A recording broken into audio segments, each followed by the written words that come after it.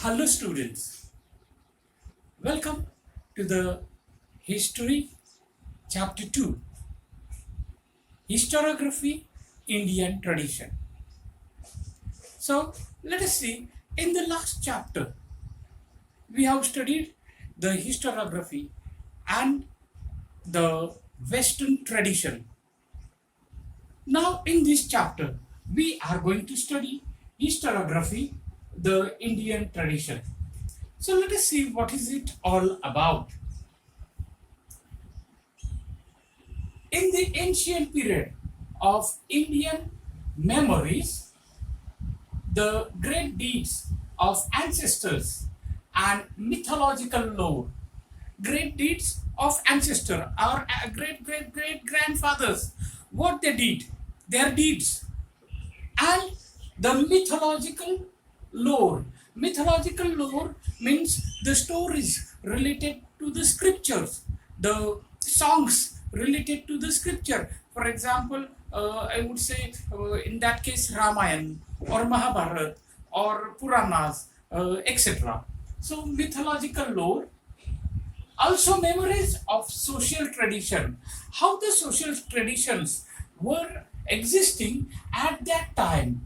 So memories of the social traditions were preserved with the help of oral recitation. So oral recitation, oral stories, oral songs, oral, for example, different songs, Lavani or Povadas. These are the example. Through these, all the ancient things are preserved. So traditionals were preserved with the help of oral recital. The inscription of the Harappan seal and other artifacts confirm that Indian had mastered the art of writing as earlier as 3rd millennium before Common Era. So, my dear student, during the 17th century, Britishers wanted to put the railway route to Multan, and at that time, the excavation was going on, and in this excavation they found a very ancient brick, old brick.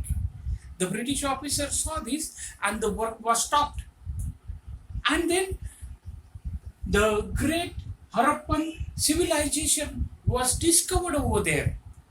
In this great Harappan civilization, many script, many inscription, stones, seals, and so many different artifacts were found. This tells us that this Harappan civilization was very, very old civilization, and it goes back to 3rd millennium before Common Era or before Christian era. Perhaps, or however, the Harappan script is not yet successfully deciphered. Deciphered means people cannot read and find out its meaning. उसका राज क्या है? What is it all about? We have not yet still guessed or not yet learned about it. We have not understood the script of that time. The earliest known written document of historical nature found in India in the form of inscriptions. So all the inscriptions, for example, we have during the Maurya period, on the pillars, the inscriptions were there. Or on the copper plates, or different varieties of inscriptions are found in the ancient time. These are considered as the historical documents. They are dated to the 3rd century before Common Era, That is Emperor Ashok Maurya's time. So as I told you that his edicts are inscribed on natural rocks. We know that Ashok Stamba is one of the inscription, and also stone pillars which we find over there is the inscription is ancient written form.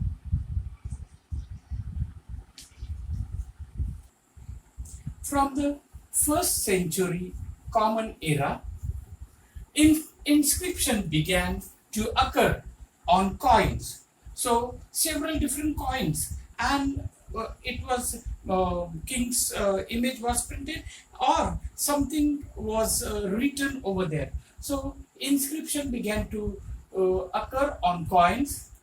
Then metal images were also, we could find some images, and sculptures. The sculptures at different places were carved, and also the copper plates. So on all these different things we could find inscriptions. This inscription is very, very important from the point of history. They provide important historical information. We get to know the dates of various kings. So they are the historical documents. We get to know the dates of various kings and their dynasties, when they ruled, their dynastic genealogies, like different dynasties, Maurya period. So Maurya kings, different Maurya kings, Vardhan period, or the sultanates. So we come to know the genealogies of them.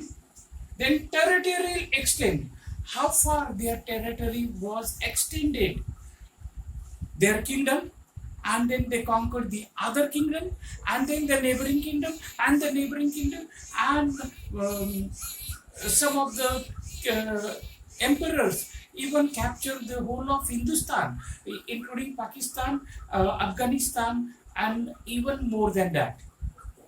So these extend, and their administration was important. How did they rule? So their administration of various empires and kingdoms, and also important political events. So at such time, what very, very important, more important political events happened during that time? Social organization. How was people staying at that time? How the social organizations were there? How the climate was there?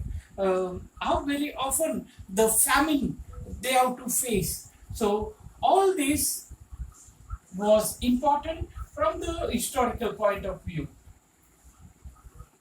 The ancient Indian literature, including the epic of Ramayana, epic of Mahabharata, Puranas, Jain and Buddhist texts, historical accounts by Indian authors, and also travel ages. So travel ages here by foreign travelers. We know, for example, Fa Heng, Yuan Shang, etc. So these travel ages, historical accounts of different authors, what they have written about it. Travel ages, I have told you, and important. These are the important sources of history. So, my dear students, nowadays the epic of Ramayana and Mahabharata is re-telecasted on the screen. You must have surely seen it, you must be observing it, you must be enjoying it. So, Valmiki Ramayana, Valmiki has written it. Vyasa's Mahabharata, from where it has come? So those were the great sages. They have written it down, and now you must be enjoying it. Now, writing of biographies of different kings and dynastic histories mark an important step in the Indian historiography. So biographies are written about these kings, dynasties are very, very important for the historiography. Harshacharita, written in 7th century Common Era by Banabhatta, is King Harsha's biography. Banabhatta was an author who has written Harshacharita.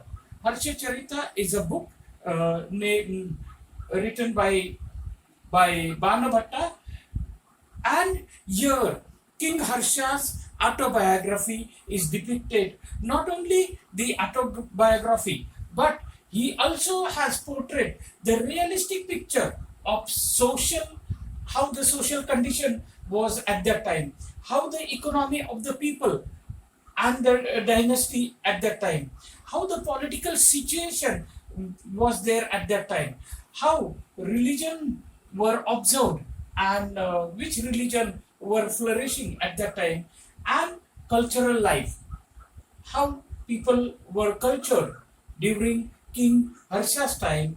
Harsha is Harshavardhan's time, is depicted over here. My dear students, now we are going to study historiography in the medieval period in India. The style of writing, Ras Tarangini, the history of Kashmir by Kalana. In the 12th century Common Era is quite close to the concept of modern historiography. So Kalana has written the history of Kashmir. It is quite close to the modern historiography. Kalana himself says that he wrote the text after critically examining various sources like inscriptions, coins, remains of ancient monuments, dynastic records, and local traditions. So all these he has studied, and then Kalana has written this Ras Tarangini text, and in this Ras Tarangini he has stated Kashmir's history. In the court of Muslim ruler, historians were influenced by Arabic and Persian historiography. So even the medieval period has Arabic and Persian historiography. The people were in the court of Muslim.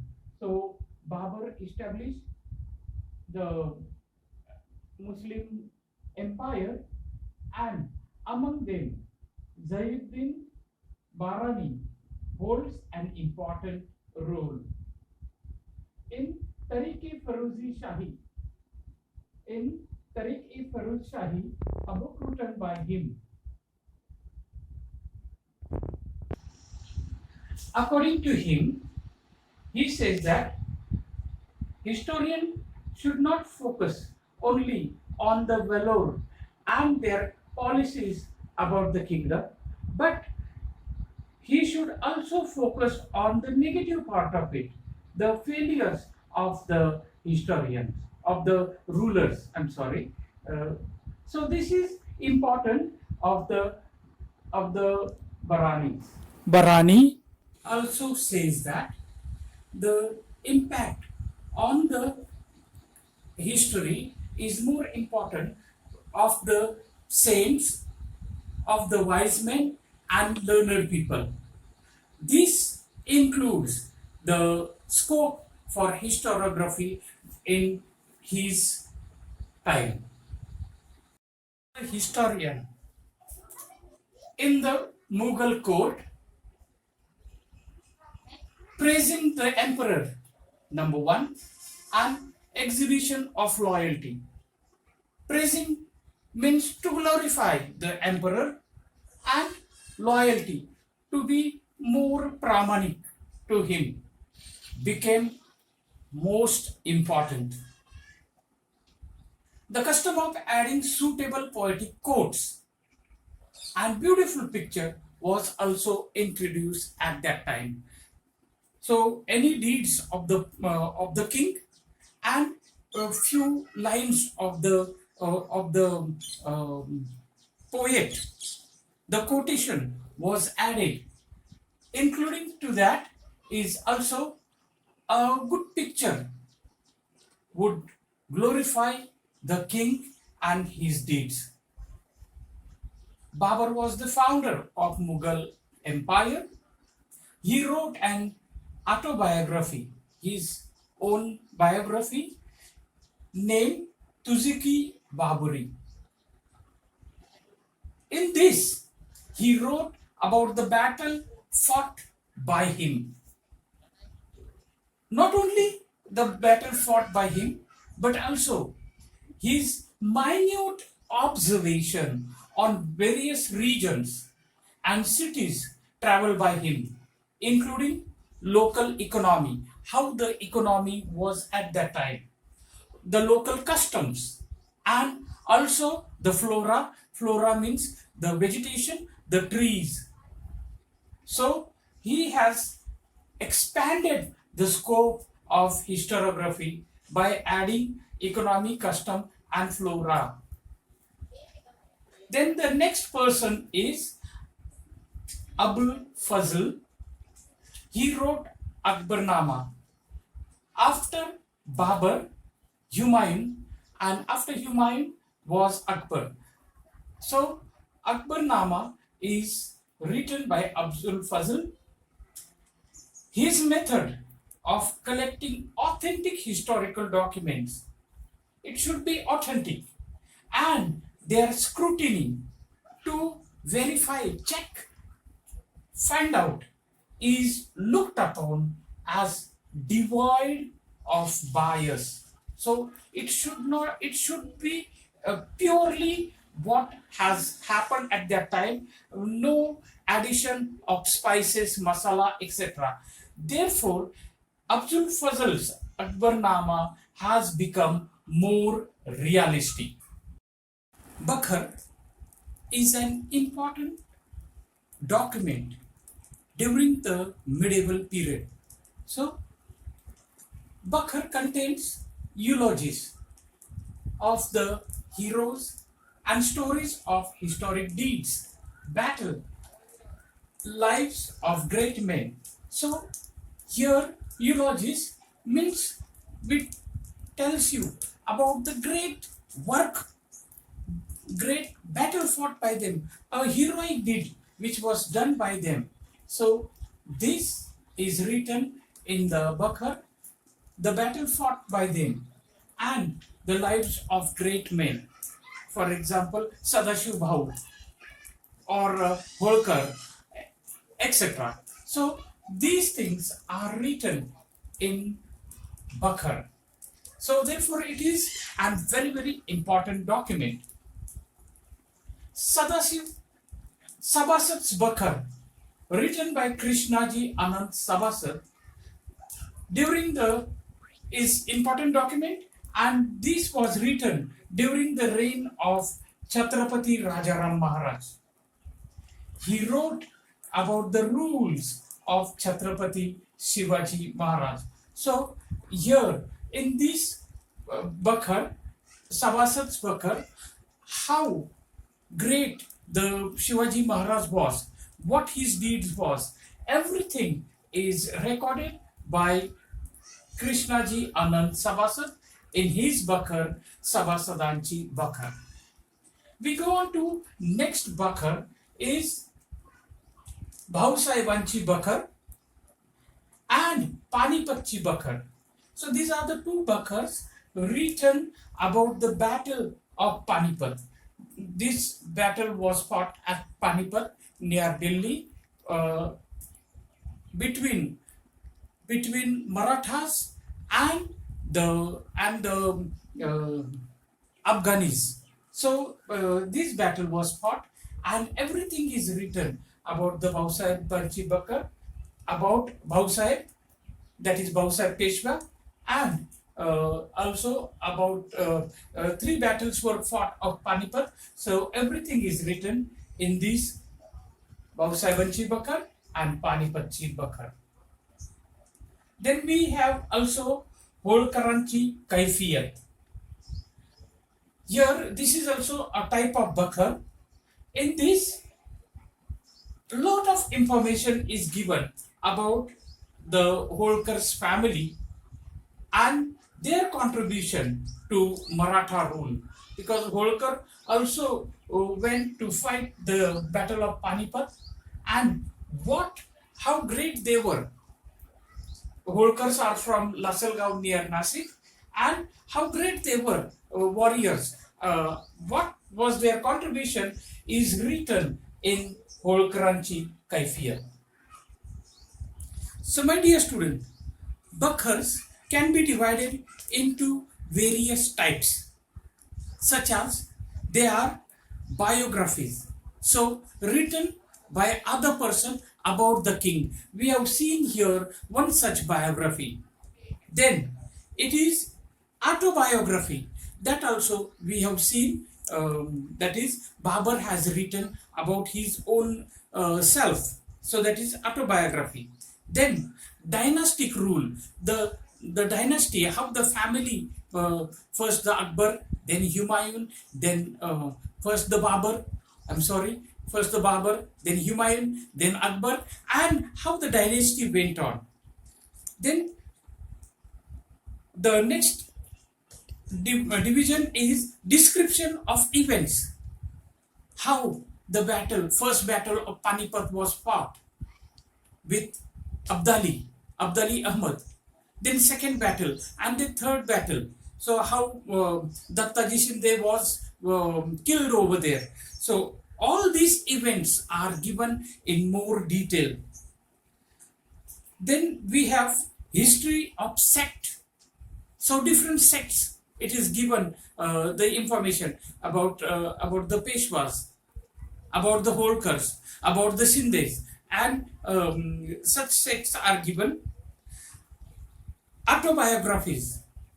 Then regarding grievances, I want to remind you here, Madhavrao Peshwe was killed, and the famous sentence is dhacha मा केले, त्याला धरावे आणि त्याला मारावे. So he was killed over there. So grievances, lot of grievances. Who could sit on the throne? Who could acquire the throne? And therefore, lot of grievances among the families. And therefore, this is written in the Bakhars. Based on mythologies, the stories related to the religion and state administration by the king. How the administration was done during that time. Peshwas, how did they rule?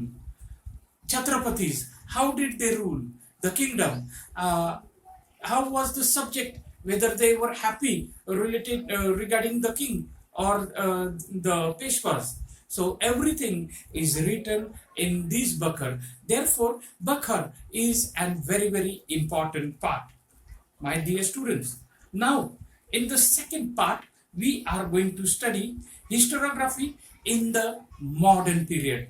So, we have seen this topic, historiography, earlier. Now, we are going to see the modern period. See you in the next part.